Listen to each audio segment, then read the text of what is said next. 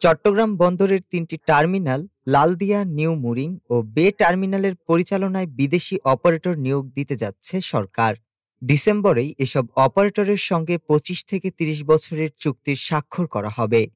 নৌপরিবহন মন্ত্রণালয়ের সিনিয়র সচিব মোহাম্মদ ইউসুফ জানান, ২০২০ সালে নিয়োগপ্রাপ্ত বিদেশি কনসালটেন্টদের সুপারিশ অনুযায়ী বন্দরের ট্যারিফ বাড়ানো হয়েছে। বিশ্বব্যাংকের সহযোগী সংস্থা আইএফসি এর পরামর্শে নতুন ট্যারিফ কাঠামো বিদেশি বিনিয়োগকারীদের জন্য বাজারকে আর্থিকভাবে আকর্ষণীয় করেছে। এর ফলে সমালোচকদের দাবি, নতুন কাঠামোতে বিদেশি অপারেটরদের লাভ বেশি হবে। বর্তমানে পতেঙ্গা টার্মিনাল চালাচ্ছে সৌদি কোম্পানি আরএসজিটিআই, আর নিউ মুরিং টার্মিনালের দায়িত্ব পেতে যাচ্ছে ভিপি ওয়ার্ল্ড। ডেনমার্কের মায়ার্কস চাইছে লালদিয়া টার্মিনালের কনসেশন। ট্যারিফ বৃদ্ধির প্রভাব পড়বে আমদানি রপ্তানি খরচে, যা শেষ পর্যন্ত ভোক্তার ওপরও চাপ ফেলতে পারে।